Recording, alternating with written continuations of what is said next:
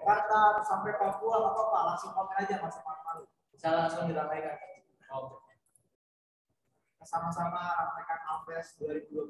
Makanya kalian harus antusias nih. Kalian dari mana aja, langsung aja komen. Jangan antusias kalian bisa ramaikan.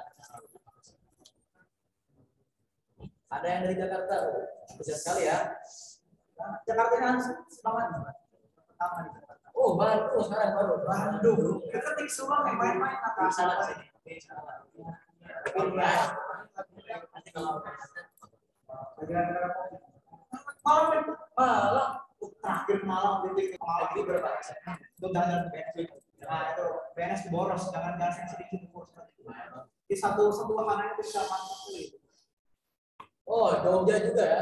Kota pendidikan. Nama di Jogja itu kan lagu yang sangat bikin nanti kita temenku tuh ada dari Jogja itu mantap kali itu. Oh, Bekasi ya. Bekasi. Emang antusias banget sih sama sini ya. Asli ini jaringannya IP-nya beda. Aku belum absen nih malu-malu sih. Pokoknya kali ya. Makanya pokoknya kayaknya lagi jam 12 malam ya. Malam kan lagi. Iya. Kita mereka dari mana?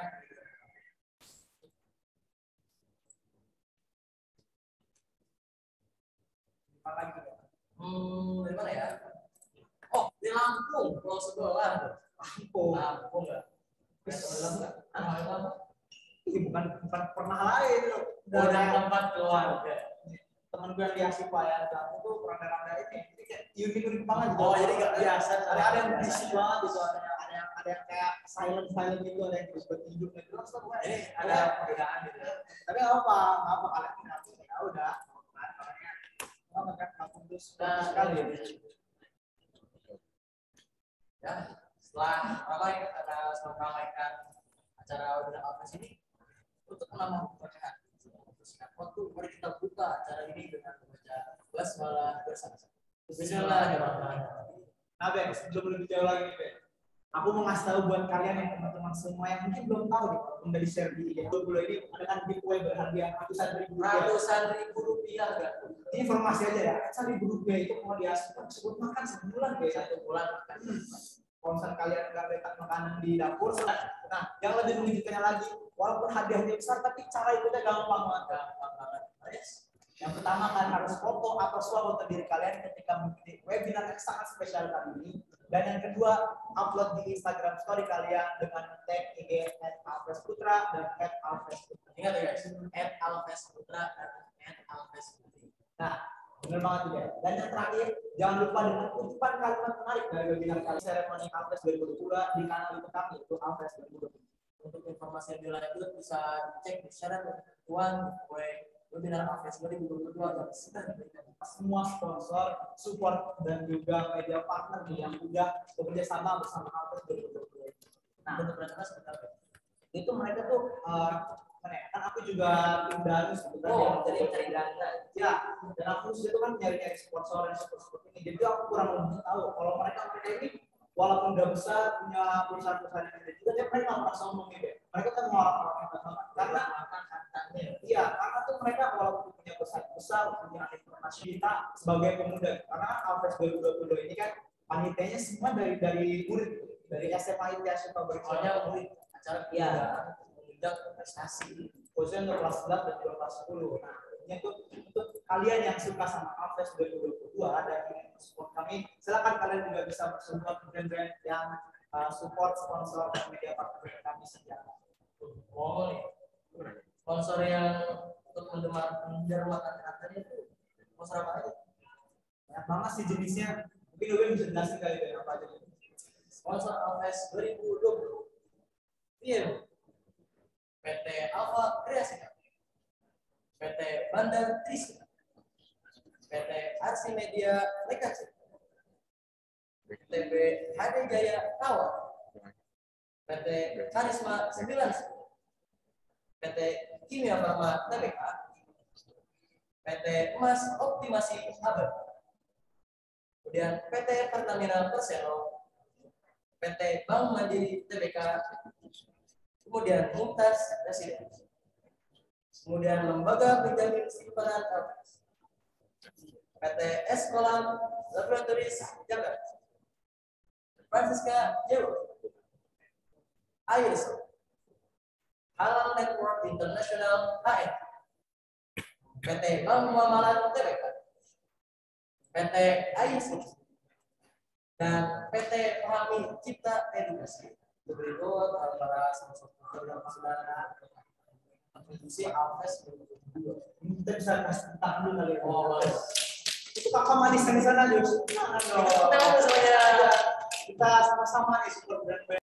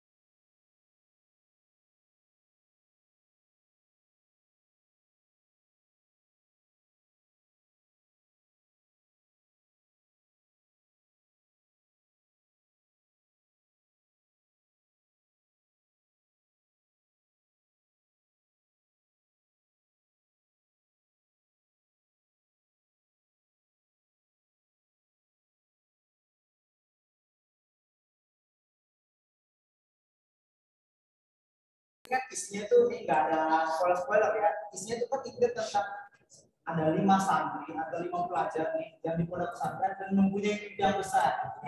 Nah di buku itu dijelasin bagaimana mereka sebagai santri dari mereka pesimis gitu kan, dan juga akhirnya mereka bisa menggapai cita-citanya gitu. Nah ini tuh benar-benar gimana ya, bikin jiwa santri aku keluar gitu.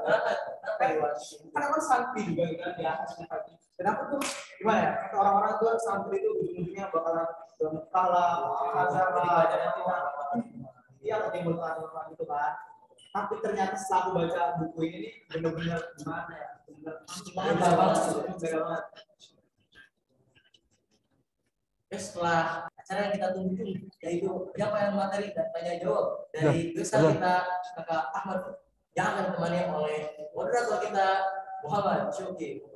Waktu dan tempat silakan.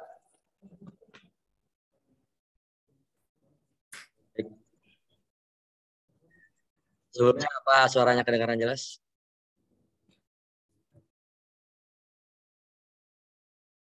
Jelas ya. Bismillahirrahmanirrahim. Assalamualaikum warahmatullahi wabarakatuh. Alhamdulillah. Alhamdulillahilladzi hadana li hada wa ma kunna linahtadiya laula an hadana Allah. Asyhadu an la ilaha illallah wahdahu la syarikalah. Wa asyhadu anna Muhammadan abduhu wa rasuluh. La nabiyya. Nikmat iman serta Islam dan juga hanya karenanya lah kita semua bisa berkumpul bersama. Baik yang ikut di dalam Zoom. Semoga pertemuan kita yang virtual ini bisa menjadi berkah dan dikaruniakan oleh Allah Subhanahu wa taala.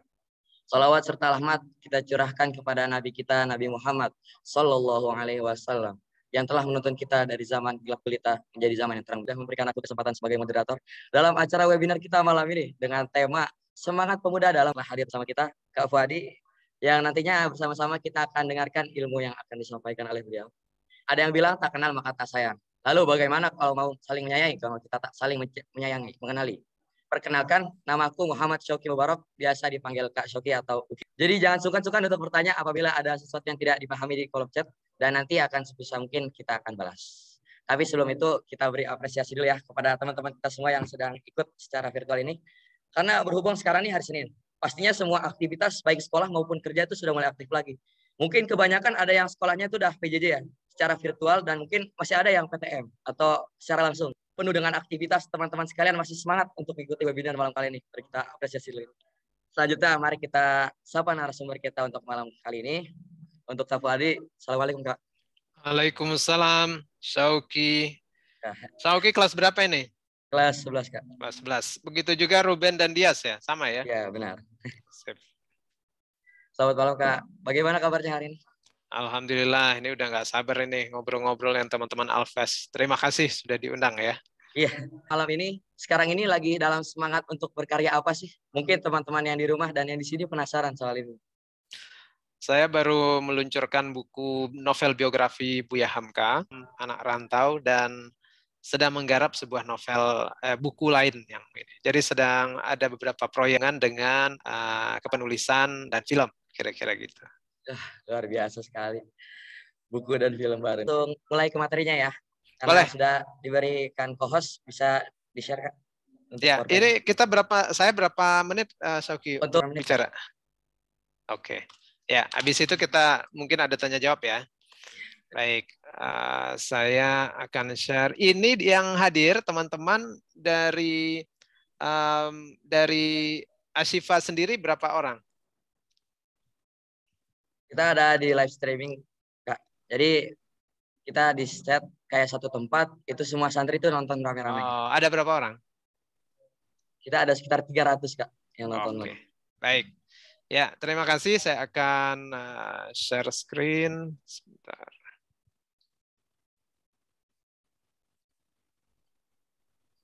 Sudah terlihat? Sudah, Kak. Ya. Baik, suaranya jelas ya? Jelas. Ya. Baik, bismillahirrahmanirrahim. Assalamualaikum warahmatullahi wabarakatuh. Alhamdulillahirabbil alamin wassalatu wassalamu ala asyrafil anbiya'i wal mursalin wa ala alihi washabihi ajmain. Pertama saya ucapkan terima kasih kepada panitia Al-Fest Ashifa League Festival 2022 dari SMA IT Ashifa Boarding School untuk mengajak saya untuk berbicara pada malam ini. Tentu ini sudah hasil kerja keras teman-teman panitia ya yang sudah menyiapkan acara dengan tema yang keren ya. Discover the world, discover the future. Dan malam ini saya akan cerita sedikit tentang bagaimana kita memaksimalkan kelebihan teman-teman sebagai pemuda dalam berkarya. Dan kalau bisa tidak hanya berkarya sejak muda, tapi teman-teman juga merantau jauh, belajar melintas dunia. Mudah-mudahan nanti karyanya bisa kemana-mana. Nah, saya akan banyak bercerita nanti tentang apa yang saya alami. Tadi kan sudah diantar sama Ruben dan Dias ya. Jadi di novel Negeri Lima Menara itu sebagian memang bercerita tentang apa yang saya alami, tapi kemudian ditambah dengan fiksi. Nah, dari sana saya akan memulai nanti cerita yang mudah-mudahan ada yang bisa teman-teman ambil ya, bahwa sejak muda itu kita bisa sebetulnya berkarya kemana-mana, bisa melintas batas geografis dunia untuk bahkan belajar dan berkarya juga di sana. Baik, sebelumnya saya akan putarkan sebuah video singkat. Video ini saya ingin menyampaikan kepada teman-teman bahwa dari manapun kita berasal, bagaimanapun keadaan kita sekarang, itu bukan berarti yang menentukan masa depan kita. Yang menentukan masa depan kita adalah kesungguhan, adalah doa, dan keberkahan kita. Jadi kita lihat sebentar ya videonya. Sebentar, media not found.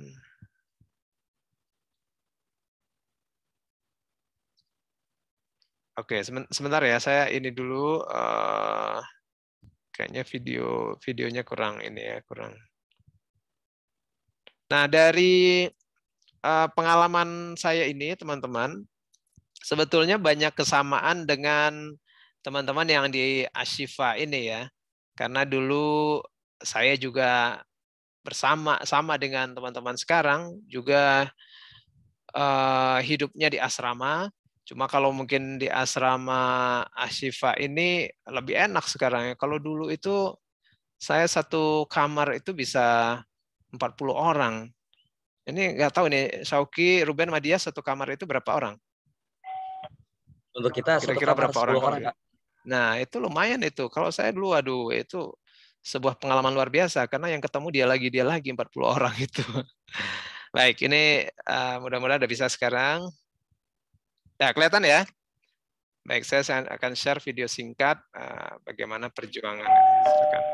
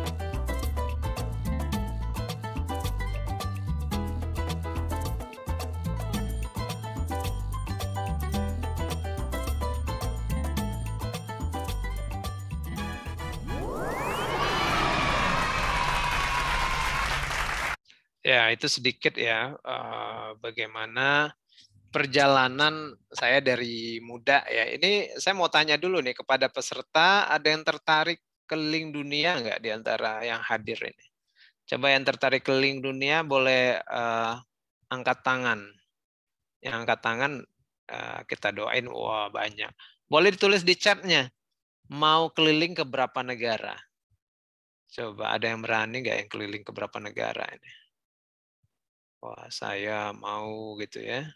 Mau berapa negara? Mau berapa negara? Minimal 10 negara, 46 negara, 5 negara. Waduh. Jadi teman-teman, kita itu perlu punya cita-cita seperti ini. Salah satu untuk mulai berkarya, pemuda itu berkarya, ya dari cita-cita seperti ini. Wah, seluruh negara, keren. Kenapa begitu? Karena kalau tadi teman-teman lihat ya dari video singkat itu, saya berada dari posisi yang sangat tidak mungkin rasanya untuk kemana-mana. Tapi kemudian saya mau mencoba gitu, saya mau mencoba untuk bercita-cita. Walaupun juga nggak tahu caranya gimana, ya bercita-cita aja dulu, punya keinginan saja dulu. Nanti biasanya kalau kita sudah punya keinginan, kita akan mencoba mencari jalan. Dan kita nanti tiba-tiba kaget, loh, kok udah jadi kenyataan ya, kok jadi bisa gitu. Kalau di pepatah Arab itu kan ada idza sadaqal azmu wa dahas sabil. Siapa yang sudah jelas keinginannya terbuka jalan. Jadi kepada teman-teman yang udah bilang mau ke berapa negara pun, mari kita sama-sama doakan ya. Insya Allah nanti akan tercapai. Dan misalnya nih teman-teman dari Ashifa yang bercita-cita seperti itu, coba lihat temannya yang duduk di sebelahnya ya. Lihat hafalin tampangnya ya, mukanya. Lalu nanti suatu ketika 10 tahun lagi, teman-teman akan melihat muka teman itu dan reuni. Mungkin di Jepang, mungkin di Australia, mungkin di New York, mungkin di Australia. Reuninya bisa tidak hanya di sekolah kita ya, tidak hanya di Subang, tapi bisa di mana-mana. Nah, kenapa saya bilang gitu? Karena sudah pernah saya rasakan begitu. Dulu kayaknya nggak mungkin untuk kemana-mana. Tapi kok jadi bisa ya? Dan tahu-tahu kita reuni di luar negeri ya. Nah, tentunya untuk bisa seperti itu kita perlu punya karya. Kita perlu membuat sesuatu yang membuat kita bisa traveling, bisa pergi kemana-mana. Nah, karya ini supaya bisa terjadi dengan baik, apa yang perlu kita siapkan? Nah, menurut saya, yang pertama teman-teman seperti di gambar ini ya. Ini gambar Danau Maninjau. Saya lahir di sini ya. Ini tempat kelahiran saya. Tapi bukan di tengah danaunya tentunya ya. Ada di sebuah kampung di pinggir danau itu. Kampungnya nggak jauh dari kampung Buya Hamka. Nah, saya lahir di sini dengan pemandangan yang indah. Dan bentuk danau itu ya bagi teman-teman yang pernah ke sini itu kayak kawah raksasa. Karena memang dia kawah purba ya. Puluhan ribu tahun yang lalu ada sebuah gunung purba di sini meletus sehingga kawahnya menjadi danau. Saya nggak tahu ada dunia luar di luar saya. Tapi saya beruntung karena keluarga. Ini saya tulis di sini daya keluarga. Untuk kita bisa berkarya itu teman-teman, ambillah daya keluarga kita. Keluarga itu apa? Keluarga itu adalah orang yang terdekat kita, yang mendukung kita, yang mendoakan kita. Nah, saya beruntung lahir di keluarga yang suka buku. Jadi walaupun saya ada di kampung kecil, saya bisa tahu melalui buku bahwa ada dunia luas di luar kampung saya ini. Jadi dulu kakek saya punya ruangan khusus ya, yang nggak semua orang boleh masuk tuh. Kebetulan saya mungkin cucu kesayangan dikasih akses ke sana. Dan apa di ruangan khusus rahasia itu? Ternyata isinya semuanya buku dari berbagai penjuru dunia, dari berbagai bahasa. Saya waktu itu masuk sebagai anak kecil ya nggak terlalu bisa membaca ya, masih balita. Tapi lama-lama saya lihat gambar-gambar. Oh ternyata di buku itu ada gambar piramid, ada gambar menara Pisa, ada gambar Amerika dan lain-lain. Sehingga kemudian mulailah terbit keinginan. Ya Allah, saya kalau bisa nggak cuma lihat di buku aja nih, kalau bisa saya sampai ke gambar itu. Jadi kalau orang bilang buku adalah jendela dunia, ya bagi saya dalam arti bukan kiasan. Saya sampai ke gambar-gambar yang saya lihat dulu di waktu kecil. Nah, jadi teman-teman, salah satu syarat untuk kita bisa punya karya yang bagus, ambillah segala kelebihan-kelebihan yang kita dapat dari keluarga terdekat kita. Kalau dalam kasus saya itu, kebiasaan yang baik di keluarga saya itu adalah membaca buku. Bagaimana teman-teman kalau keluarganya nggak terlalu suka baca buku? Ya, nggak ada salahnya memulai dari sekarang. Dan siapkan diri kita untuk belajar kemana saja. Alam terkembang jadi guru. Itu pepatah orang Minang ya. Bahwa kita tuh belajar kemana aja. 360 derajat kita belajar. Kita belajar dari apa yang kita lihat, apa yang kita dengar, apa yang kita rasakan dari alam ini. Nah, ini salah satu syarat utama menurut saya untuk kita memulai berkarya sejak muda. Lalu yang kedua, yang juga penting untuk membuat bisa berkarya sejak muda itu adalah daya untuk keluar dari kenyamanan. Nah, jadi teman-teman mungkin kalau di rumah itu kan nyaman ya, tenang. Gitu. Tahu-tahu disuruh sama orang tua nih, masuk Ashifa. Jauh dari rumah ke Subang. Pasti rasanya awalnya tidak nyaman. Wah, berpisah dengan kebiasaan sehari-hari, dengan keluarga, dengan enaknya di kamar sendiri di rumah, dengan ada segala macam gadget, ini segala macam. Tahu-tahu masuk SMA IT atau pesantren. Aduh, gimana ini? Gitu. Pasti ada ketidaknyamanan. Tapi orang yang berani keluar dari ketidaknyamanan, itu orang yang akan siap tumbuh. Dan biasanya keluar dari kenyamanan itu membuat kita galau awalnya. Tapi jangan galau terus. Kalau galau terus ya nanti nggak ada masa depan. Galau itu diatasi. Kita nyamanan. Nah, saya sendiri keluar dari kenyamanan itu ketika saya tamat waktu itu dari Madrasah Sanawiyah. Nah, saya kan semangat ya. Ingin jadi Habibie dulu. Karena lihat pesawat lewat di atas tuh. Habibie itu yang bikin. Nah, saya pingin juga. Saya pikir-pikir gimana cara jadi Habibie ya. Dia masuk SMA. Habis itu dia kuliah di ITB, kuliah ke Jerman. Karena itu saya harus masuk SMA juga. Nah, saya bilang ke ibu saya. Ibu saya kalau di Minang itu panggilnya Ama ya. Mak, saya mau masuk SMA. Nilai saya bagus. Saya lihatin dengan bangga ya hasil dari nilai dari Madrasah Sanawiyah. Ini SMA favorit bisa tembus. Lalu apa kata ibu saya? Nah, nilai kamu bagus banget. Kalau sebagus ini, kamu nggak boleh masuk SMA. Masuknya pesantren. Waduh, saya galau waktu itu. Gimana ceritanya mau masuk SMA disuruh masuk pesantren? Saya kebayang tuh nanti saya belajarnya agama lagi, nanti saya jadi apa ya gitu, kebayang. Jadi itu 3 hari 3 malam tuh saya nggak mau ngomong sama ibu saya. Saya nggak tahu ini anak-anak Ashifa ada yang kayak gitu nggak. Pokoknya 3 hari 3 malam nggak mau gitu ya. Tapi hari ketiga ya saya kan lapar juga ya, saya ngomong lah sama ibu saya. Lama-lama saya bilang ya udahlah kalau saya disuruh masuk pesantren, ya udah saya pergi. Kenapa?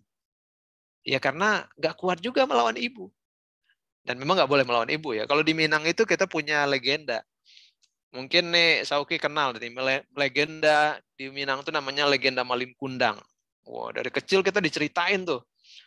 Legenda Malin Kundang, siapa melawan ke ibu jadi batu. Gitu. Ya saya ngeri juga jadi batu kan. Apalagi nanti jadi batu akik gitu, dipoles tiap hari. Ya udahlah, saya pokoknya kalau disuruh ya akhirnya saya pergi. Umur 15 tahun, mungkin kira-kira seumuran teman-teman ya di Ashifa ya, atau sebelum itu, umur 15 tahun saya merantau, keluar dari kampung halaman saya, merantau jauh dari Sumatera Barat ke Jawa Timur, ke Gontor, itu 1.600 km lah kira-kira. Naik bus waktu itu ya. Busnya itu bus jalan darat, itu bisa 3 hari 3 malam. Kalau pecah ban ya bisa lebih lama lagi. Pakai mabuk darat lah segala macam. Jadi ada perjuangan untuk keluar rantau, tapi nggak sepenuh hati, setengah hati waktu itu, karena saya nggak mau sebetulnya. Udah merantau, usia masih muda, setengah hati lagi. Nah, tapi lama-lama saya belajar di sini, membuat kita punya ruang untuk tumbuh. Asal kita nggak selalu menyalahkan pada nasib ya. Kalau kita bilang, aduh saya kayak gini aja nih, ya teman-teman akan diam begitu saja. Kita harus bergerak, membuka diri, dan itu yang saya coba lakukan. Jadi saya membuka diri untuk tumbuh. Jadi jangan takut keluar dari zona nyaman. Kalau bisa merantaulah di usia muda. Tapi jangan merantau nggak pulang-pulang ya. Merantau itu untuk belajar, untuk memperkuat kekuatan diri kita, wawasan kita, dan lain-lain. Nah yang ketiga menurut saya, untuk seorang pemuda itu bisa berkarya ya, dia itu harus punya daya keikhlasan. Waktu saya masuk ke pesantren, dengan setengah hati tadi itu saya juga malas-malasan sebetulnya awalnya. Tapi lama-kelamaan saya coba ikhlaskan. Kalau memang ini yang terjadi pada diri saya dan saya selalu menyalahkan keadaan, itu tidak akan kemana-mana. Saya mencoba mengikhlaskan saya belajar di sebuah pesantren. Jadi pelan-pelan, walaupun agak terpaksa segala macam, lama-lama saya mencoba mengikhlaskan dan mendapatkan apa yang terbaik di sana. Ini bagaimana ini di sini gitu. Apalagi saya ketemu langsung dengan 3.000 orang waktu itu yang datang dari seluruh. Tapi lama-lama saya malah senang. Wah, untuk pertama kali saya kenal Indonesia karena santrinya datang dari Sabang sampai Merauke. Bahkan juga dari luar negeri. Ada santri dari Malaysia, Singapura, Australia, ada dari Afrika. Dan tiba-tiba saya merasa bersyukur. Saya dipaksa masuk pesantren ternyata untuk mengenal Indonesia dan mengenal dunia. Dan di saat itulah saya kemudian tahu, oh iya ya, ternyata untuk belajar itu nggak ada batas geografisnya. Orang bisa datang dari segala penjuru dunia untuk belajar kita. Sebaliknya, kita juga bisa belajar kemana saja.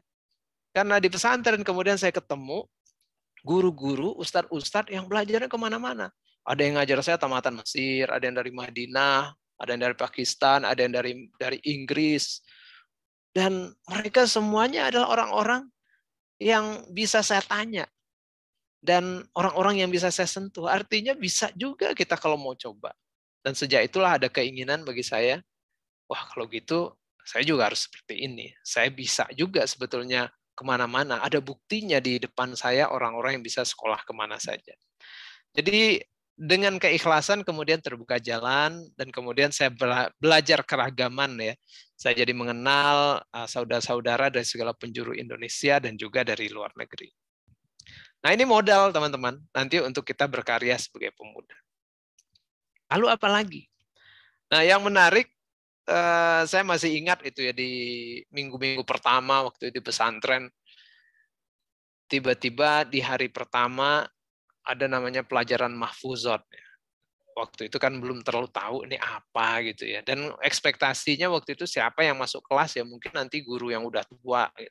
Ternyata yang masuk seorang yang masih muda, pakai dasi, pakai baju putih, lengan panjang, masih tajam habis disetrika kayaknya. Dan dia masuk kelas dengan penuh semangat. Dan dia berteriak, manjada wajada. Wah, kita kaget. Orang masuk kelas teriak-teriak, apa ini? Dan dia menyuruh semua orang, ayo kita rame-rame berteriak. Kita teriakkan kata-kata ini, manjada wajada. Jadi kami sekelas itu teriak-teriak itu pagi-pagi ya. Sampai suara kita serak gitu ya, sampai muncrat sana sini. Itu kalau lagi COVID tuh semuanya langsung kena itu, kena droplet gitu ya. Dan lalu diceritakan oleh Ustadz ini adalah sebuah pepatah berbahasa Arab yang harus dipegang seumur hidup. Siapa yang bersungguh-sungguh akan berhasil. Jadi diceritakan dengan sangat semangat, kita disuruh berteriak dan kita menuliskan. Wah itu masuknya sampai ke alam bawah sadar. Dan jadi salah satu pegangan dalam hidup saya. Nah itu makanya kalau teman-teman baca Negeri 5 Menara, itu spirit utamanya manjada wajada. Mantranya tanda kutip manjada wajada ya. Kalau teman-teman baca Harry Potter, itu kan ada abrakadabra, potranus, segala macam. Nah ini manjada wajada gitu. Dan itu masuk ke alam bawah sadar dan jadi pegangan saya. Nah, setelah itu ada lagi tuh, bukan hanya sungguh-sungguh, ada kesabaran, man sabara zafira, siapa yang bersabar dia beruntung. Ada mansara ala darbi wasala, siapa yang berjalan di jalannya dia akan sampai. Jadi yang saya pegang dan menjadi spirit dari setiap novel saya adalah setiap kata-kata mutiara ini, kesabaran, kesungguhan dan konsistensi. Baik, ini juga menurut saya jadi modal ya dalam berkarya ya. Jadi kita punya daya juang. Tadi daya untuk siap keluar dari kenyamanan, daya ikhlas, dan daya dari keluarga kita. Nah, ini juga penting, teman-teman. Daya impian. Ini suasana di pesantren saya dulu, dan di dalam kamar-kamar itulah kita 40 orang tidur ya. Mungkin kalau di Asyifa ada tempat tidurnya. Kalau dulu kita hanya kasur gulung. Jadi kamar itu cuma kosong, kasur gulung, habis bangun tidur ya digulung lagi. Nah ini 40 orang ya biasalah, nggak apa-apa. Cukup ramai ya, ramai banget sih sebetulnya. Yang lebih ramai itu sebetulnya kalau mau mandi, karena kamar mandinya terbatas. Ya. Dan itu antrinya panjang. Saya nggak tahu kalau Sauki mau mandi itu antrinya berapa lama ya. Kalau kita dulu lama, kalau terlambat ya agak lama lah. Sampai yang antri itu malas kan. Yang antri akhirnya gayung, yang antri adalah handuk. Nanti kalau udah gila, handuk siapa gitu. Di Asyifa kayak gitu nggak sih, Sauki? Nah, jadi waktu itu yang menarik, saya ingat di kamar-kamar mandi itu dipasang speaker besar gitu ya oleh pesantren. Dan speaker itu di saat kita antri lama, masih ngantuk, ileran gitu ya. Tapi dari speaker itu disiarkanlah segala suara dari segala penjuru dunia. Jadi waktu kita antri mandi, kita dengerinnya suaranya dari BBC London, dari Voice of America, dari Radio Australia, dari Radio Arab. Kita udah diajak untuk terbang kemana-mana dengan mendengarkan suara seperti itu.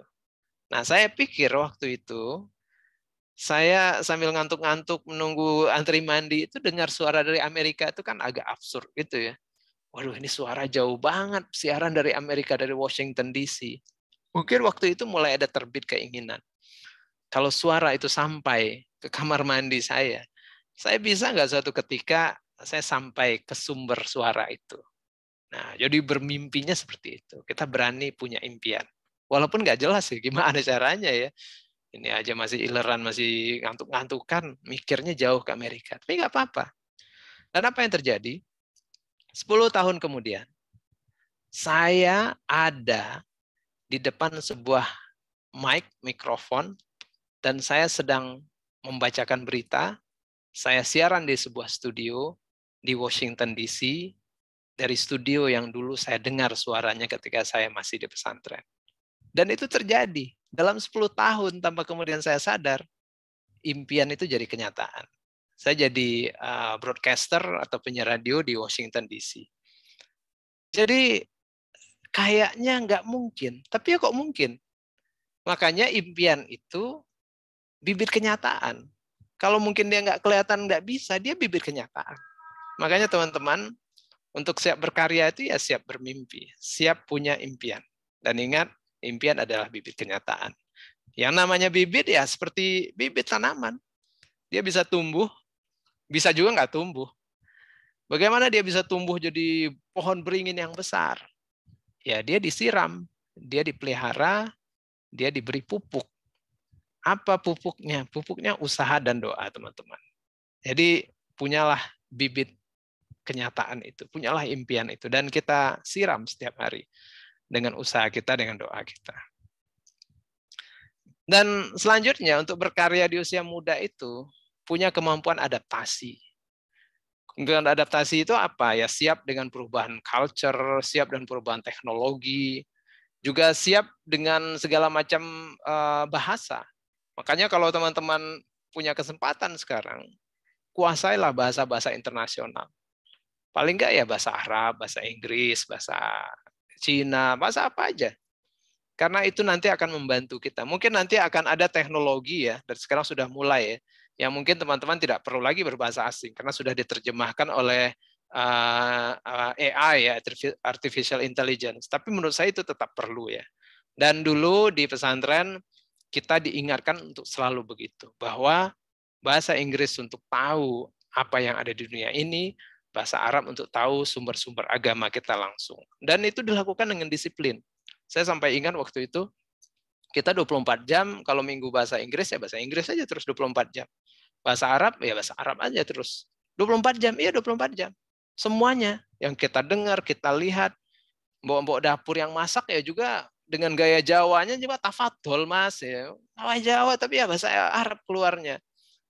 Sampai kemudian karena itu dibiasakan ya, kita itu mimpi itu ya udah bahasa Arab bahasa Inggris, ngelindur itu ya bahasa Arab bahasa Inggris, ya nyampur-nyampur ya, tapi artinya itu sudah masuk ke alam bawah sadar. Nah kalau bisa belajar bahasa ya seperti itu. Jadi ada komitmen dan kita lakukan dengan disiplin. Nggak usah terpengaruh orang lain, kita yang melakukan karena keuntungannya buat kita. Saya dulu ingat kalau ada pertandingan sepak bola antara santri ya, nah itu harus ada tuh yang kakak kelas yang maju ke depan megang mikrofon. Tuh ngapain? Tuh jadi komentator. Komentatornya apa? Ya komentatornya kalau minggu bahasa Inggris ya bahasa Inggris komentatornya. Kayak Liga Premier gitu ya, Premier League gitu. Kalau lagi minggu Arab ya bahasa Arab. Saya agak lupa-lupa tuh kayak gimana ya. Komentator bahasa Arab ya. ويرمى كرة إلى الوسط الميدان وبعد ذلك لاعبون يرجون قويا على طول وحارس المرمى لا يمن شيء 1-0 gol. Gitu-gitulah kira-kira. Nah, kalau ada wali murid yang lagi datang ikut nonton tuh kadang-kadang mereka ambil posisi berdoa, amin, amin, amin. Lalu ustadznya bilang, ibu-ibu itu bola dioper ke kiri, ke kanan, akhirnya gol. Bukan doa, Bu. Nah, jadi komitmen ya, dari apapun yang teman-teman lakukan dengan komitmen. Komitmen pribadi. Kalau ada komitmen pribadi, ada komitmen dari sekolah, dari guru, dan kita akan bisa mendapatkan skill yang kita inginkan. Punyalah daya adaptasi dan bahasa itu. Nah, hasil dari beberapa yang saya sampaikan tadi, berbagai daya itu, alhamdulillah, saya jadi dimudahkan untuk bisa traveling kemana-mana, untuk bisa berkarya. Ini sampai sekarang 55 negara, 5 benua sudah dikunjungi. Apakah karena saya kaya lalu beli tiket kemana-mana? Ya enggak, bukan karena itu dibeli, tapi karena karya. Banyak yang gratis. Gratisnya kenapa? Misalnya saya diundang untuk bicara, saya diundang untuk diskusi, saya dapat beasiswa kemana-mana. Nah, ini semuanya karena karya. Sekitar berapa tahun yang lalu ya, bukan berapa tahun yang lalu saya dapat email. Emailnya berbahasa Inggris. Mr. Fuadi, we would like to invite you to come to our campus. Wah, saya penasaran nih. Wah, bahasa Inggris dari mana ini? Lalu saya tanya dari mana? Saya dari Amerika. Lalu untuk apa mengundang saya, mengundang ke kampus mereka? Kami ingin mendengarkan cerita Anda. Wah, cerita apa itu? Cerita yang ditulis di novel Negeri Lima Menara. Nah, untuk beberapa saat saya kaget. Negeri Lima Menara cerita anak kampung masuk pesantren. Apa menariknya buat orang di Amerika? Dan ternyata yang mengundangnya seorang profesor. Saya tanya dari mana? Dari University of California, salah satu kampus terbaik di dunia. Nah, sebelum banyak tanya jawab, saya bilang, oke, siap, Prof. Nanti kalau saya banyak tanya, nggak jadi dikirim tiket, kan? Untuk dikirim tiket, saya terbang ke Amerika. Dan di sana, saya disuruh masuk kelas. Jadi kayak dosen terbang itu ngajar. Yang diajarkan apa? Yang diajarkan apa yang saya tulis di novel saya. Nah, ini karena karya, saya sampai di sana. Sampai kemudian si profesor ini bilang, you know what? Buku Anda udah kami jadikan buku wajib di 2 mata kuliah di sini. Oh, saya kaget. Novel dijadiin buku wajib di Amerika, kok bisa gitu. Ini mata kuliah apa sih, Prof? Ternyata mata kuliahnya Asian Studies. Jadi mengenal Asia, dan untuk mengenal Asia itu mereka mengenal melalui film, melalui buku, melalui novel, dan salah satunya novel saya dibaca untuk mengenal Asia dan budaya pesantren dan lain-lain. Wah, saya GR banget waktu itu ya. Waduh, hebat banget ini. Kasihan juga mahasiswanya sebetulnya ya. Besok mau ujian harus belajarnya apalin Negeri Lima Menara, apalin Manjada Wajada. Nah, tapi itu gunanya dengan karya. Kalau saya nggak nulis ya saya nggak nyampe juga ke sana. Jadi karya itu bisa menjadi sayap kita untuk terbang kemana-mana. Tapi kemudian saya sadar bahwa karya saya bukan artinya karya saya yang paling bagus, bukan tulisan saya paling hebat.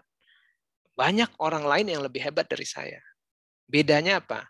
Bedanya orang lain punya ide dan punya cerita hanya sampai cerita saja, nggak dituliskan. Saya punya cerita, saya tuliskan. Jadi pembedanya adalah aksi itu. Jadi teman-teman kalau berkarya ya harus kita lakukan. Berkarya itu nggak bisa di ide saja, harus ada aksi. Nah, ini yang pembeda nanti kepada kita untuk bisa berhasil apa tidak. Kalau semua semua orang punya ide. Tapi yang melakukan aksi itu udah next level ya. Dan kita harus masuk ke next level itu. Dan yang memudahkan juga, kemudian saya bisa traveling itu karena beasiswa. Karena tadi saya belajar, wah ternyata orang bisa datang ke negara kita untuk belajar. Kenapa kita nggak belajar juga keluar? Nah, sejak itu saya pikir, wah saya harus belajar kemana-mana. Belajar kemana? Ya ke tempat sumber yang terbaik. Dan setiap ilmu itu ada sumber-sumbernya. Teman-teman mau belajar agama Islam, ya mungkin sumbernya di Al-Azhar, atau di Mesir, atau di Madinah, di Mekah. Teman-teman belum ingin belajar pendidikan, mungkin bisa ke negara Skandinavia. Teman-teman mau belajar artificial intelligence, mungkin bisa ke Jepang atau ke Amerika, cari sumber-sumbernya. Dan jangan pikirkan biayanya. Kalau mikir biaya nanti nggak jadi-jadi, karena mahal. Nah, yang dipikirkan inginnya dan ingin belajarnya. Karena nanti kalau teman-teman keinginannya besar, akan ada jalan. Dan jalan itu apa? Kalau dalam kasus saya, beasiswa.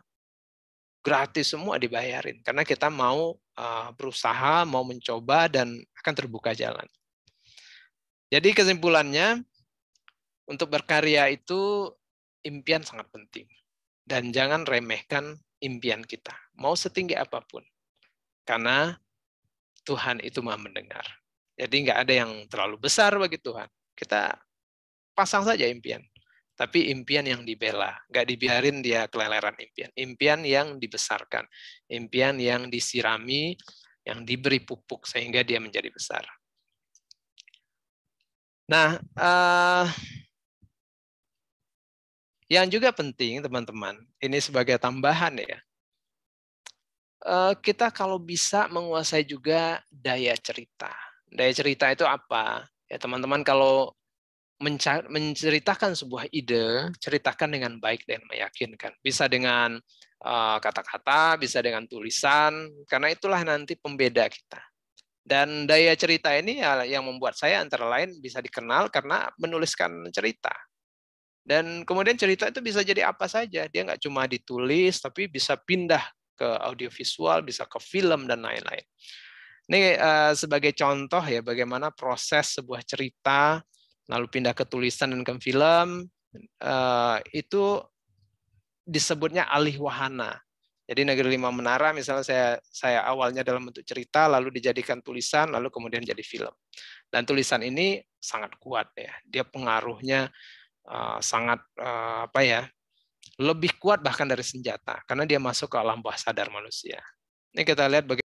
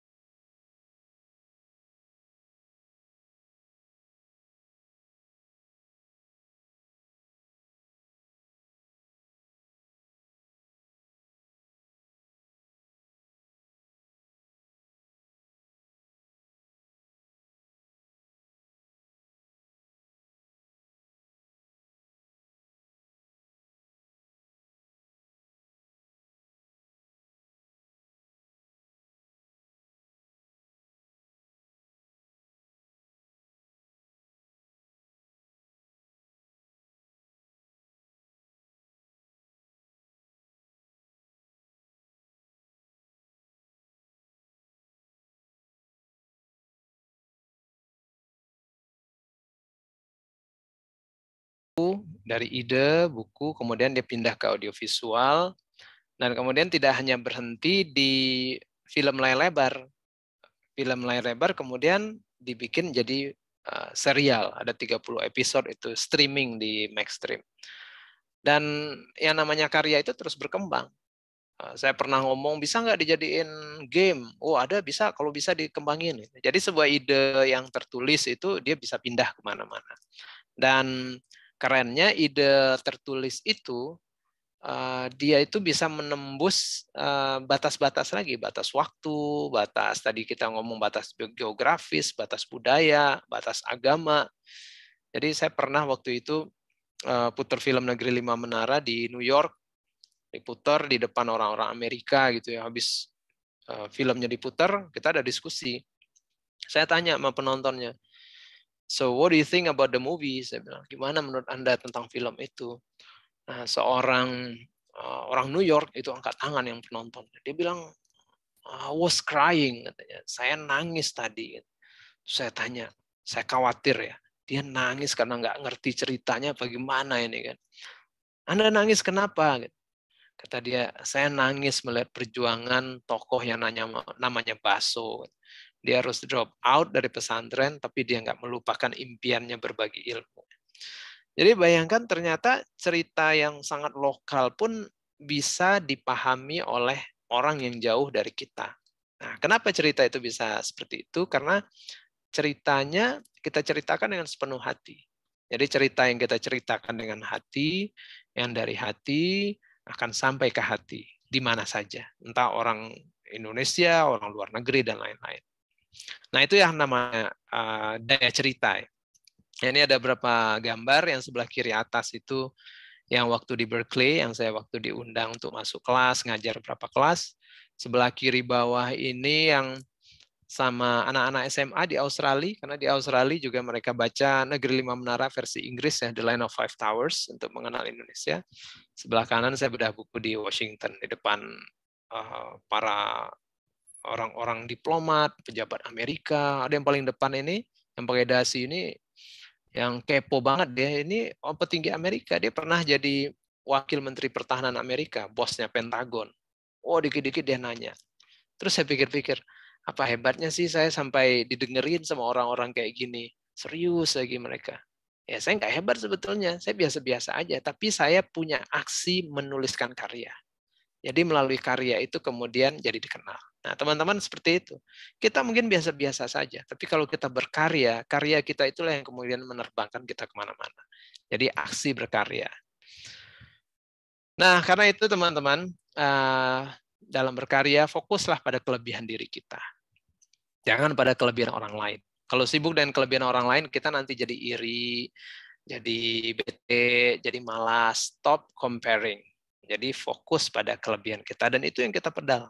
Karena tiap orang akan beda-beda kelebihan. Lalu, ini juga penting ya, kalau ada yang lupa apa yang saya sampaikan pada hari ini ya, dan jangan lupa yang ini ya. Berlatihlah dan belajarlah apa saja. Karena dengan berlatih dan belajar kita bisa mengalahkan orang yang punya bakat. Orang yang punya bakat memang hebat. Tapi kalau dia nggak berlatih dan belajar, dia bisa kalah sama orang yang bakatnya biasa-biasa aja. Tapi dia mau belajar. Nah contohnya saya ya, menurut saya nggak terlalu berbakat lah nulis. Biasa aja gitu. Tapi saya mau belajar dan berlatih. Nah, ini buku-buku yang di sini ini buku yang saya pelajari. Dalam menulis saya belajar, saya baca semuanya. Dan kurangin tentu saja sosial media ya. Sosial media kadang-kadang membuat kita lupa belajar. Nah, jangan lupa juga kalau teman-teman kalau lagi bete, lagi pusing, nggak ada teman buat curhat, ya kita bisa kecurhat dengan menulis ya. Tuliskan jurnal. Journaling itu bagus menurut saya. Journaling itu bisa membuat kita clear apa yang kita inginkan. Kadang-kadang kita juga mendapatkan solusi dari pemikiran-pemikiran kita. Nah, saya dulu waktu di pesantren ya bikin jurnal terus sampai saya kerja itu bikin jurnal terus. Oke. Nah, terakhir teman-teman menurut saya dalam berkarya itu jangan gampang irian, tapi malah kalau kita melihat orang lebih hebat, kita doakan. Semoga orang itu semakin baik dan kita kecipratan juga kebaikannya. Jadi doa itu 3 ya. Kita doain orang, kita minta orang ngedoain kita, dan kita berdoa buat diri sendiri. Jadi doa segitiga doa itu yang akan kuat ya. Dan jangan lupa mencari mentor ya, cari role model, teman seperjuangan, itu yang membuat kita nanti berkarya itu lebih seru. Jadi kalau kadang-kadang bekerja dan berjuang sendiri itu capek juga.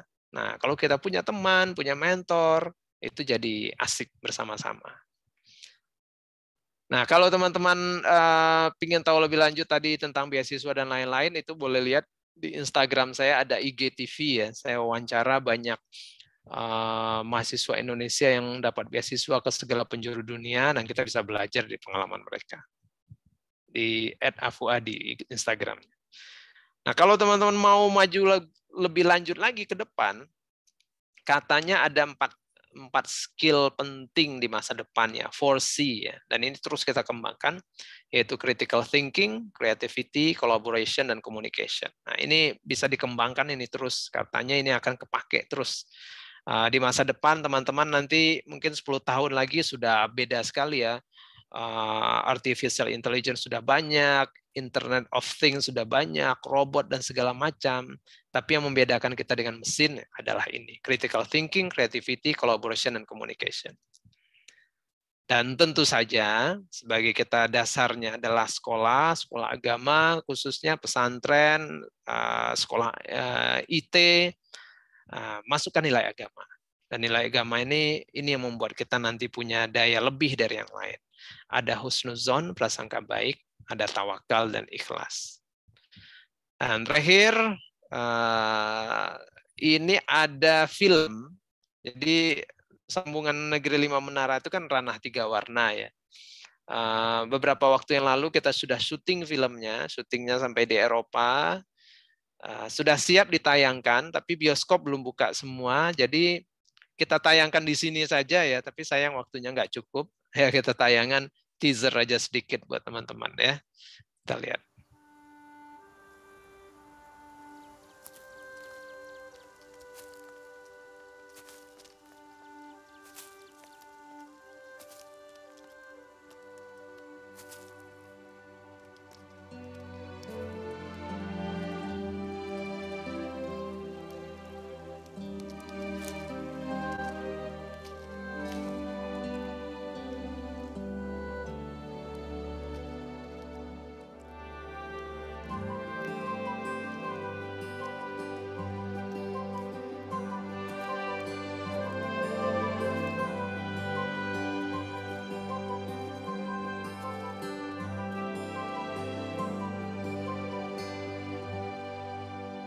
Oke, itu ranah 3 warna. Semoga nanti ada kesempatan menonton bersama. Baik, selain itu tadi saya udah bilang saya baru menerbitkan buku Buya Hamka, novel biografi. Ini juga menurut saya kalau dibaca kita akan banyak belajar ya, bagaimana berkarya dengan segala keterbatasan dan fokus pada kelebihan. Buya Hamka ini nggak punya ijazah di mana-mana, nggak lulus di mana-mana, tapi jadi doktor dan profesor dan diakui dunia. Nah, kenapa? Karena dia fokus pada kelebihannya dan terus berkarya. Karya Buya Hamka ini keren banget. Menulis lebih dari 100 judul buku. Padahal di zaman itu nulisnya belum ada komputer. Susah banget nerbitin. Dan Buya Hamka itu kalau ngetik dengan 11 jari. 11 jari itu ya 2 jari gini. Tapi bisa bikin karya seperti itu. Nah, ini yang perlu kita ambil dari semangat Buya Hamka. Boleh teman-teman nanti baca ya, ini novel biografi.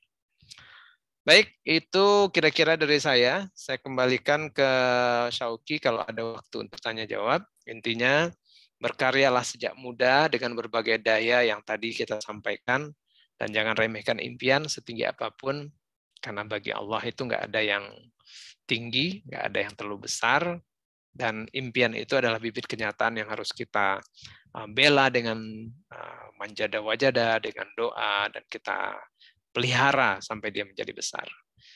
Oke, saya kembalikan ke Syauqi. Assalamualaikum warahmatullahi wabarakatuh. Waalaikumsalam warahmatullahi wabarakatuh.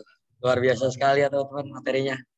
Wah, akan ada film baru juga tadi, Ranah 3 Warna. Perasaan dulu nonton tuh waktu kelas 2 SD tahun 2012 tuh nonton di bioskop. Udah lupa itu, tonton lagi aja. Oke. Mungkin selanjutnya ada sesi tanya jawab ya. Bagi teman-teman yang di rumah yang memiliki pertanyaan buat Kak Fuadi nih, bisa langsung dikirim di kolom chat aja. Nanti aku yang milihin antara 3 sampai 5 pertanyaan untuk disampaikan di malam ini, oke? Oke. Yang pertama dari Imami.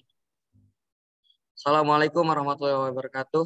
Perkenalkan, nama saya Ahmad Imami. Saya dari Lampung, saya sekolah di SMA IT Nur Hidayah Solo. Alhamdulillah saya sudah memiliki banyak karya di SMA seperti membuat video, tapi saya tak pernah puas. Dan pasti yang namanya membuat karya pasti ada motivasi sendiri. Nah, saya mau bertanya, yang pasti Kak Fuadi untuk senantiasa membuat karya itu apa sih, Kak? Ya, baik, jawab langsung ya. Boleh. Ya, buat Ahmad Imami dari Lampung, menurut saya untuk berkarya itu memang kita perlu ada alasan. Kalau nggak ada alasan, bisa sih berkarya, tapi mungkin karyanya tidak maksimal. Nah, alasan itu apa? Kalau dalam Islam itu melakukan apa-apa itu kan perlu niat. Nawaitunya jelas. Kalau udah berniat itu jelas kita ngapain. Nah, pertajam alasan itu. Dan saya tidak tahu alasan teman-teman. Semua itu alasan datang dari hati, ada di pikiran kita, ya kita sendiri yang perdalam. Nah, sebaik-baiknya alasan tentu ada hubungannya dengan kemanfaatan ya. Makanya ada hadis Nabi itu khairun nas anfa'uhum linnas, bahwa kita itu sebaik-baiknya manusia yang ada manfaatnya buat orang lain. Jadi kalau bisa alasan bikin berkarya itu ada kemanfaatannya. Bukan buat diri sendiri, tapi lebih daripada itu. Nah, itu insya Allah akan lebih kuat. Lalu yang kedua, yang bisa membuat kita juga punya motivasi, itu kalau punya teman seiring. Teman seiring ini apa? Teman yang sama-sama suka bidang itu. Dan teman seiring ini akan menyemangati kita. Kalau kita lagi down, kita akan diberi semangat, atau dia lagi down, kita kasih semangat. Dan boleh berlomba-lomba, saling berkompetisi untuk kebaikan. Nah, misalnya ada yang suka nulis nih kan, waduh tulisan dia udah terbit ya, kok saya belum juga ya. Nah itu boleh, kita boleh iri untuk kebaikan-kebaikan ya. Atau misalnya teman-teman sukanya olahraga, waduh teman saya udah masuk tim sekolah nih, saya belum juga, gitu ya. Perbanyak latihan. Jadi perbaiki niat, motivasi itu kan tumbuh dari sana. Punya teman yang sama-sama punya semangat untuk itu, dan boleh juga ditambah dengan membaca buku-buku tokoh-tokoh penting yang bidang kita yang cocok dengan bidang kita. Mungkin suka seni, ya bacalah tokoh-tokoh seni. Suka sains, baca tokoh-tokoh sains. Kita termotivasi untuk kemudian berkarya terus. Kira-kira itu buat Imam ya. Oke, sudah terjawab Imam ya. Kita lanjut ke soal selanjutnya. Ada dari Kak Alia Faiza. Dari semua pencapaian kakak, bisa jelajahi dunia, lalu menerbitkan buku hingga sukses dengan kondisi. Saat dulu berkecukupan, apa dan siapa inspirasi terbesar kakak? Tokoh apa nih? Tokoh siapa? Oke. Ya, memang bagusnya kita punya tokoh ya, inspirator. Bisa orang yang dekat, bisa mentor, mungkin guru kita atau kakak kelas kita yang membuat kita tambah semangat. Bisa juga orang yang agak jauh, yang kan bahkan kita nggak kenal, tapi kita tahu dia seseorang di luar sana. Kita baca, kita pelajari hidupnya. Yang dipelajari itu bukan yang berhasilnya saja, gimana dia susah payahnya, gimana pengorbanannya. Nah, kalau saya sendiri, awalnya saya kalau dalam menulis itu yang saya pertama belajar menulis itu terinspirasi sama ibu saya. Ibu saya yang menyuruh saya masuk pesantren ya. Ibu saya guru SD. Kalau habis ngajar, ibu saya itu biasa nulis-nulis di buku. Saya penasaran, ibu saya nulis apa ya? Suatu hari ibu saya nggak ada, saya buka buku itu ya. Untung ibu saya nggak tahu. Ibu saya ternyata menulis cerita kehidupan keluarga kami. Jadi gimana di sekolah, gimana anaknya, dan segala macam. Nah, saya terinspirasi. Oh, ternyata kita boleh ya nulis cerita kita sendiri. Habis itu saya mulai nulis juga tuh. Masih SMP kan. Saya nulis tentang gimana di sekolah, gimana, dan segala macam lah. Tapi bukan di buku khusus ya, di buku pelajaran, di buku tulis biasa aja. Tapi itu kebawa terus. Sampai di pesantren saya terus melakukan itu. Dan lama-lama jadi kebiasaan. Nah, lalu waktu di pesantren, saya terinspirasi sama guru saya, wali kelas saya namanya Ustaz Tasirun. Ustaz Tasirun itu suka nulis, lalu kalau ke kelas itu, dia wali kelas ya, dia bawa banyak sekali buku, kiri kanan tuh buku-buku tebal. Dan ditaruh di meja. Ternyata bukunya itu ada yang berbahasa Inggris, bahasa Perancis, bahasa Belanda, bahasa Arab. Wah, pas kita lagi ada ngerjain tugas atau apa, dia lagi nggak ngajar, dia buka buku itu tebal-tebal itu satu-satu kayak dibaca. Nah, itu menjadi motivasi. Wah, kalau mau pinter, itu harus bisa banyak-banyak bahasa ya. Harus selancar itu kita. Nah, itu saya termotivasi lagi tuh untuk menulis dan kemudian mempelajari bahasa. Lalu ketika saya kuliah, saya ketemu kakak kelas yang juga menulis. Dan dia waktu itu bilang, saya itu nggak pernah dikirimin orang tua saya uang. Saya menulis dan saya sampai bisa beli mobil. Oh, itu saya semangat banget. Jadi intinya, memang kita perlu ada motivator. Motivator itu cari yang dekat-dekat, boleh. Yang bisa kita tanya, bisa kita ajak ngobrol. Tapi orang yang jauh juga boleh. Teman-teman misalnya mau jadi programmer hebat, ya bacalah ada kisah siapa. Kisah pendiri Google, pendiri Facebook, dan lain-lain. Nah, kita ambil motivasi dari beragam arah ya. Tapi motivasi yang paling mendasar tetap adalah untuk kemanfaatan. Khairun nas anfa'uhum linnas. Nah, itu kira-kira untuk pertanyaan kedua. Oke, sudah terjawab. Lalu ada selanjutnya, lanjut dari bagian jurnal tadi ya. Dari Kak Ursila nih. Kak izin bertanya, gimana caranya kalau kita sudah mempunyai jurnal pribadi yang sudah banyak, namun masih bersifat personal, tapi ingin dijadikan buku yang bisa dikonsumsi oleh orang lain? Gimana caranya, Kak? Ya, pertama, Negeri Lima Menara itu sebagian itu hasil dari jurnal saya sebetulnya. Jadi waktu saya di pesantren dulu saya nulis, kita diwajibin sih punya jurnal sama guru kita, sama ustadz. Nah, tapi itu kan personal sekali ya, cerita kita pribadi yang kadang-kadang kita tidak nyaman juga dikonsumsi umum. Nah, sekarang ada dua pilihan. Apakah kita nyaman dikonsumsi umum dengan as it is, dengan apa yang kita tulis, atau kurang? Kalau nggak nyaman, jurnal itu adalah bahan dasar yang bisa diolah. Bisa diolahnya gimana?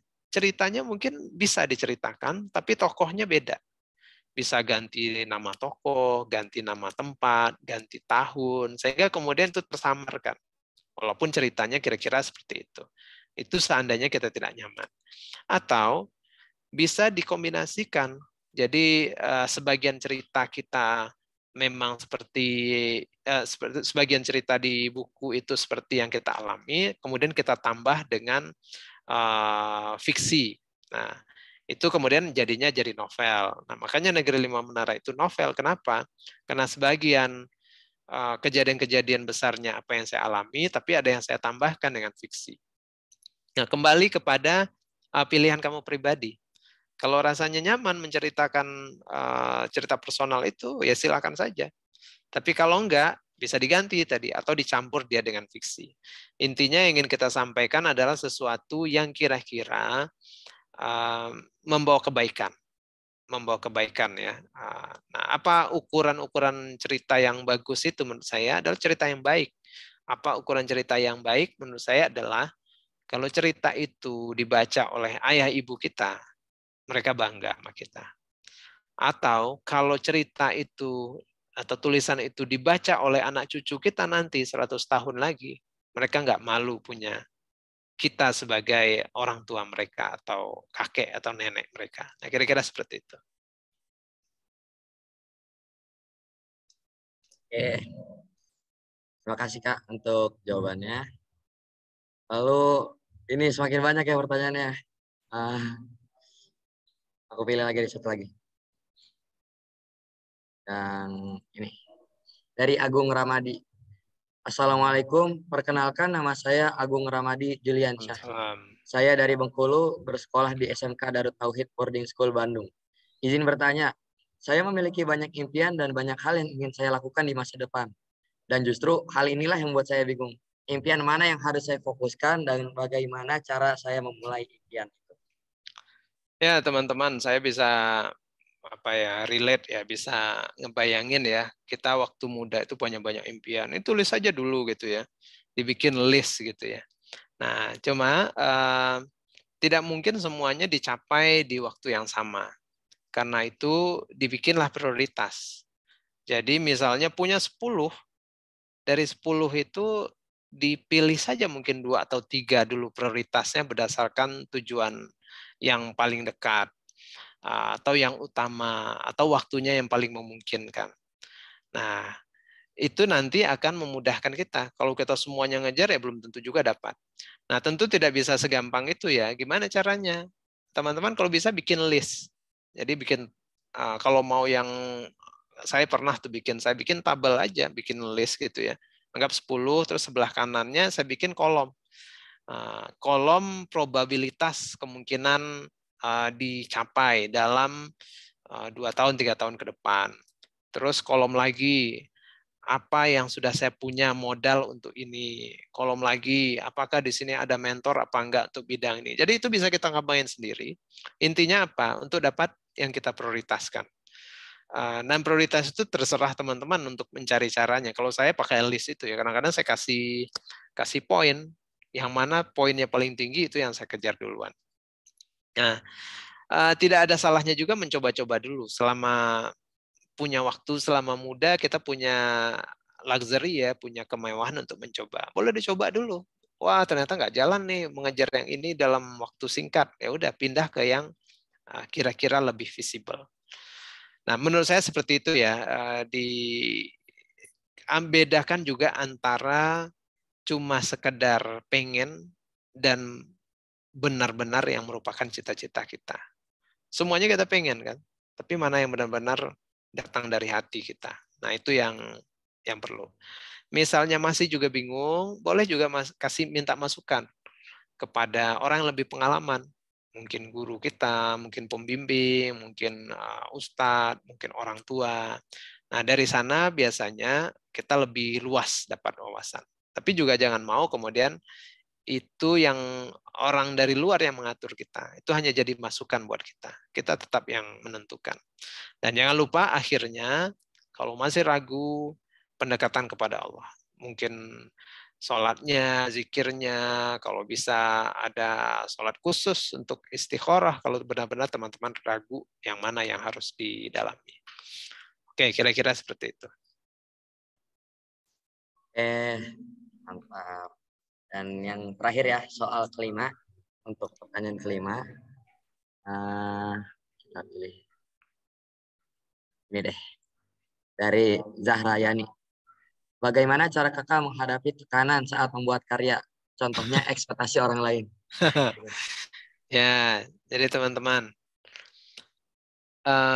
dalam berkarya, misalnya ya tulisan gitu ya. Yang pertama kita bikin karya itu sebaiknya menyenangkan hati kita dulu. Jadi kitalah yang puas dulu. Kalau terlalu kita sering mempertimbangkan orang lain dalam berkarya, orang itu banyak, pemikirannya juga banyak, beda-beda. Dan kita satu hal lagi, kita nggak akan bisa membahagiakan semua orang. Akhirnya yang pertama, yang kita paling nyaman adalah diri kita sendiri. Nah, mudah-mudahan nanti karena kita udah sepenuh hati bikin, orang lain juga mengapresiasi. Tapi kita juga nggak harus membuat semua orang menjadi suka. Karena memang tidak akan semua orang. Saya kasih contoh dulu ya. Negeri Lima Menara itu waktu terbit, itu menjadi novel bahasa Indonesia terlaris terbitan Gramedia, Gramedia Pustaka Utama ya, sampai disebut mega bestseller. Dalam setahun itu laku 100.000 eksemplar. 100.000 eksemplar itu ya mungkin sekitar beberapa rumah dipenuhin buku lah gitu ya, saking banyaknya. Nah, waktu itu saya dalam state of mind, dalam pemikiran, wah semua orang senang buku saya nih, jadi agak GR lah gitu ya. Tahu-tahu ada orang yang mengkritik panjang lagi, ditaruh di sosial media. Sampai saya panas juga ya.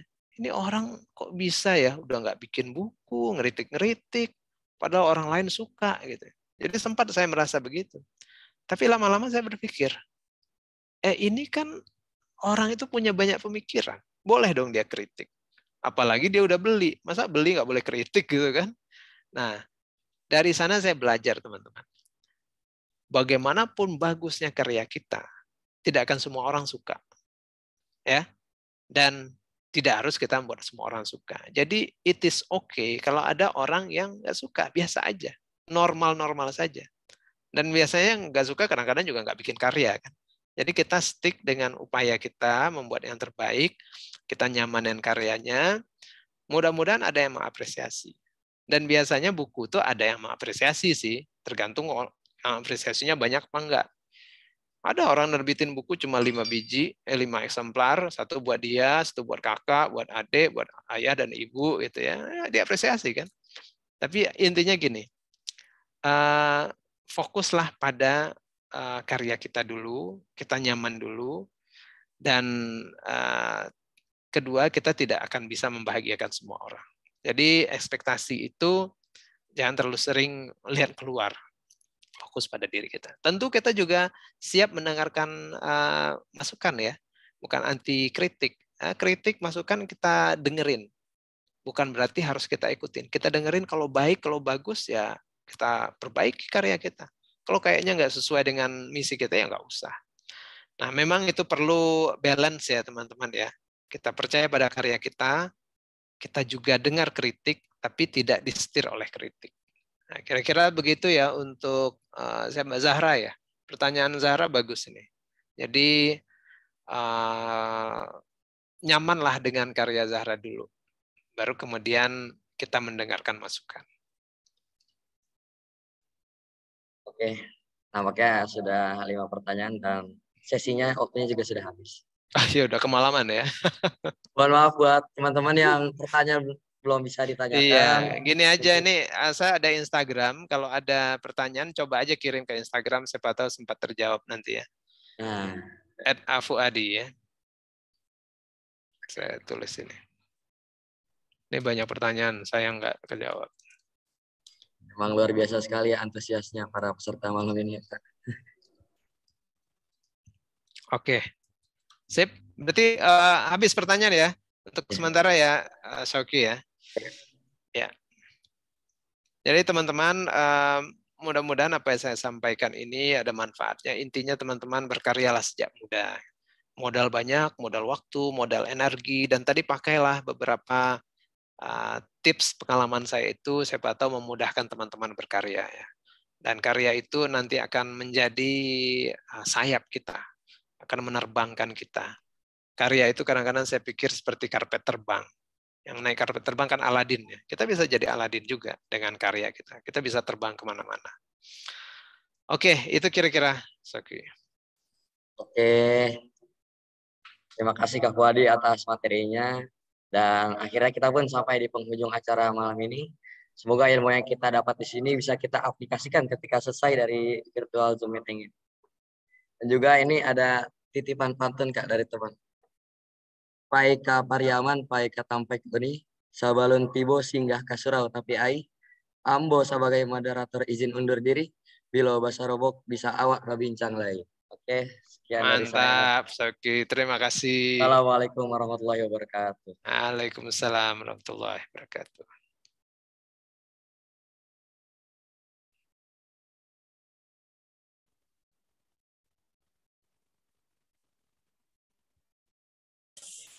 Gimana nih, gimana ya habis dengerin Kak Ahmad Fuadi? Seperti mas kalau karena dulu pas saya baca ya banyak yang terus saya baru dua motivasi dan punya rasa ingin kembali berprestasi di kan sekarang ini kan ada COVID dan lain-lain. Nah, biasanya itu kita tempat untuk berekspresi untuk berprestasi itu kurang, tapi dengan itu juga itu rasanya kayak jangan patahkan semangat yang dulu pernah diubah. Kalau aku simpel aja, pasnya tuh full aja ya, bisa bisa akhirnya gitu kan ketemu langsung kita juga gitu kan sama keluar dari istri maksudnya tuh kayak ketemu Justin Bieber di konser kan kayak begini ya depan kan nama udah seneng banget nih buat malam ini bisa ketemu kakak Mas Fadi bahkan langsung diceramahin gitu kan dari yang aku tuh bilang beliau tuh master of dream kalau kita master of ceremony beliau ini master of dream bukan maksudnya sering tidur master of dream bukan master of dream tuh masternya cita-cita gitu cita-cita dia tinggi tinggi sampai tadi kan awalnya sini semua sampai 3 hari 3 malam gitu kan ngambek sama mama ya kan tapi akhirnya dia optimis gitu kan karena cita-cita yang besar tadi itu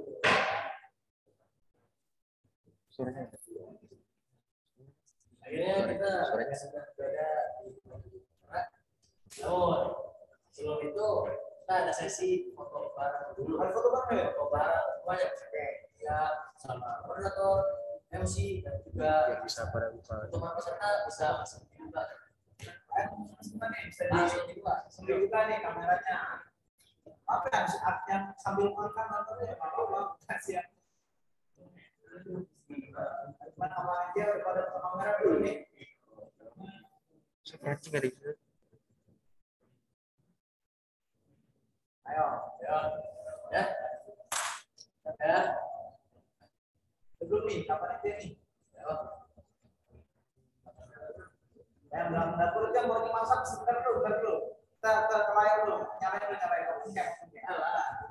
Foto dulu. Ini udah siap-siap nih, sudah datang lagi sekali. Tinggal foto yang lain. Dulu nih kakak panitia gimana nih? Udah siap belum nih kira-kira? Udah belum man? Ini.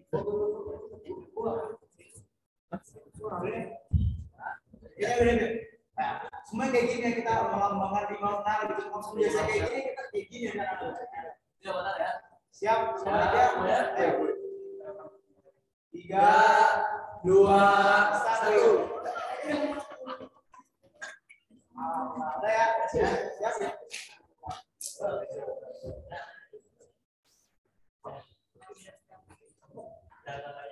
Pertemuan ada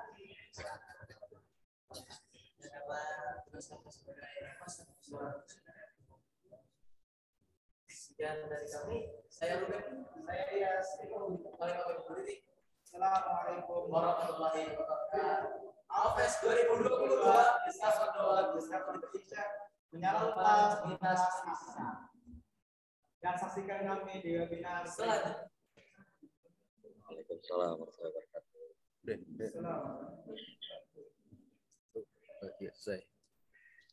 Ya, terima kasih.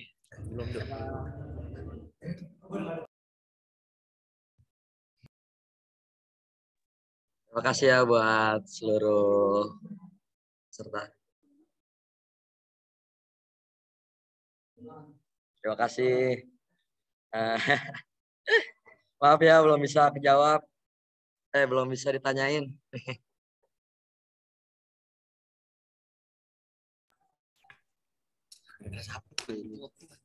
Ya, sama-sama.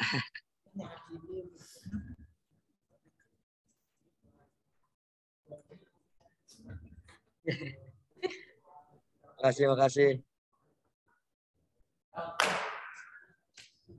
Masih ada gelapin.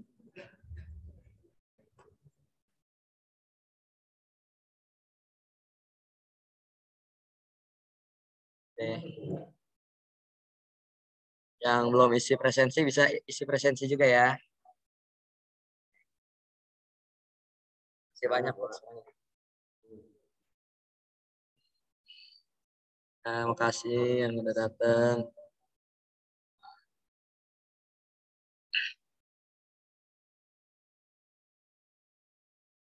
Aduh ini kakak panitia juga ada nih. Ya makasih ya.